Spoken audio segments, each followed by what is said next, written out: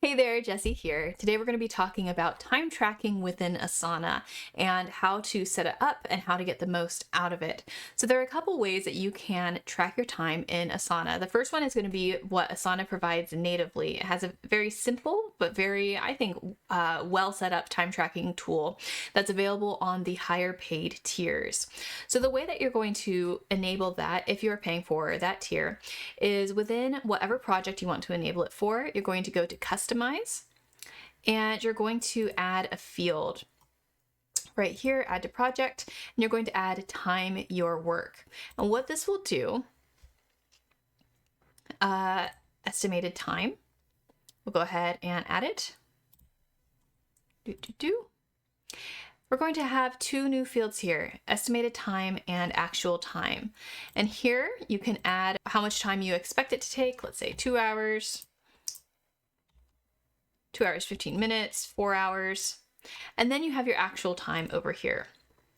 So you can add time retroactively if this is something that you didn't remember to set the timer for, or you can start a timer right now by pressing start timer, and you see that timer is in session for however long that this will run. It will add the time, and when you are done, you can open this up and press the stop button.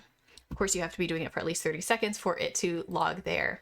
But either way that you do that, you will then have a running log of how much time you spent on a task. Very cool.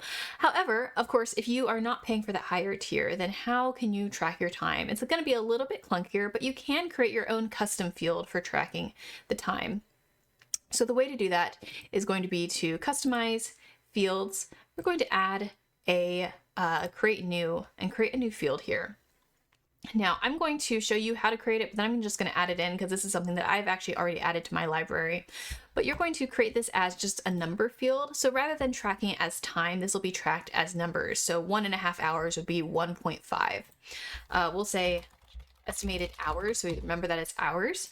We'll do 2 decimal points. So we can do, 0.25 for 15 minutes. And then we'll add it to the workspaces field library so that you can use this across multiple projects. I'm going to go ahead and grab estimated time. I added a little note that this is my version. And here we go.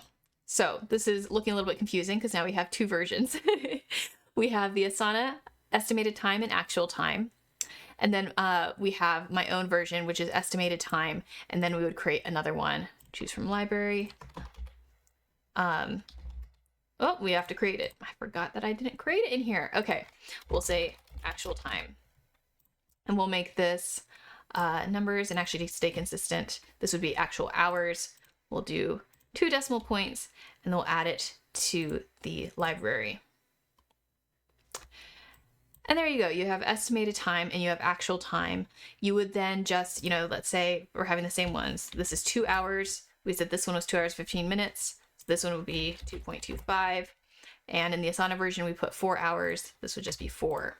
So estimated hours. And then, of course, this does not have a native time tracker, but we could keep track. We could say, oh, I worked on this for 1 hour today. And then if you add more time on another day, you could say, okay, now it's 2 hours. Whoops. 2 hours. So it is clunkier. It's not going to give you that broken out time to see how much time per day you spent on it, but it is a simple time tracking tool and you could keep track of it in there. Another option is to use a third-party tool like Harvest. There are, multiple time trackers that integrate with Asana, but this is a popular one, especially for teams like agencies or freelancers where you are trying to keep track of billable time. Harvest is a good platform for that. If you're paying for Harvest already, you can go ahead and add a Harvest integration so that it is showing up within the task and you can keep track of it right here within Asana. Okay, so that's how we keep track of the time. How do we then use it?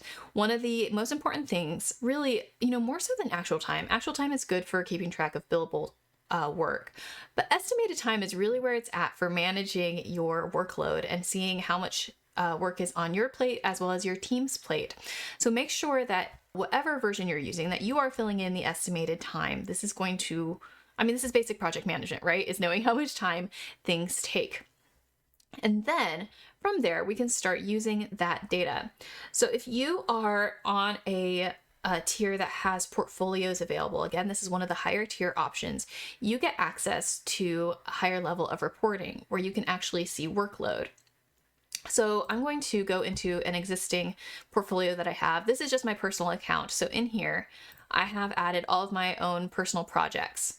Right up here, we're on the workload tab. It may open up in list. We need to just go right over here to workload. And then this is showing the estimated time. Now, if you open this up and you've already added estimated time, but you're not seeing anything here, it's going to be right here. So I have estimated time. It may initially be showing up as task count, and this is showing how many tasks are due on a given date. So let's go in here. Right now we're looking at weeks. We can go into days, and this is going to show how many tasks are due in a day that are assigned to an individual. So I can open this up and see, it's a little bit crazy here, but broken down. Okay, this task is due today, this task, and that's where that little number 7 is coming from. But what we just did is implemented time tracking, and that really is a much clearer view of what is on someone's plate, because something might be due today that really was started a month ago, right? So it's going to be a lot bigger than just a one-day task. So we're going to do estimated time. Now, the benefit of this too is that when you add estimated time here, the first time that you add it, in fact, I'll go into another portfolio. Let's go ahead and start a new portfolio.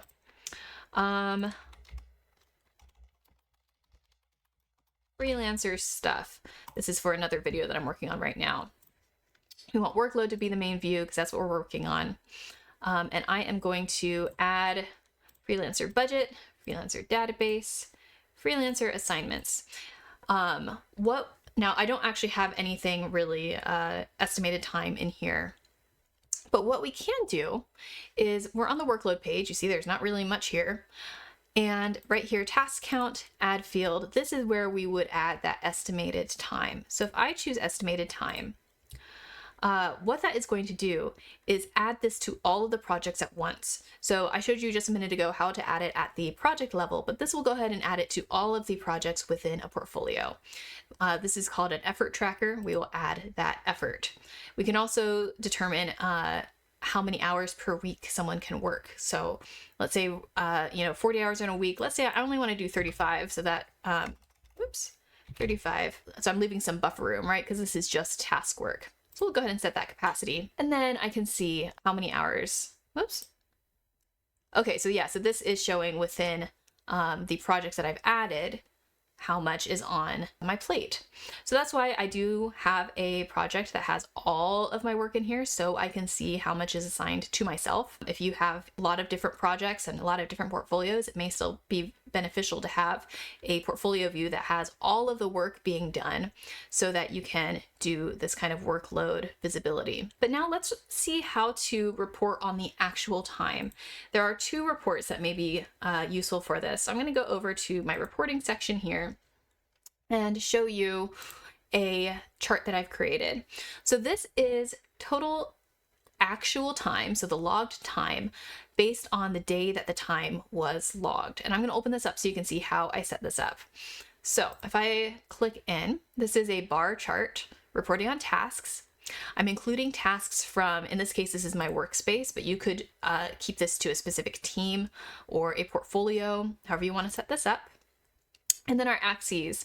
For the x-axis, I selected time period, day, and we're going to select based on time tracked date. So this is breaking it out by the day that the time was logged on. Y-axis is then the actual time. So I go to time entry, I could do it by estimated time, but that doesn't quite make sense for what we're tracking. We want to see the actual time that is logged on a day.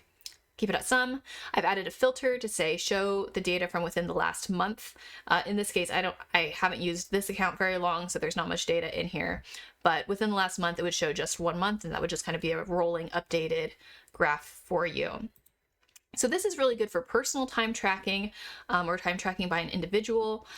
What you can also, we're going to duplicate this chart, and I'm going to show you a different version of this that can be very useful. We'll go ahead and go into edit. So we're going to keep a lot of this the same. It's going to be a bar chart reporting on the tasks. You can, again, choose which teams you want. But then our axes, the x-axis, we're going to make this the project.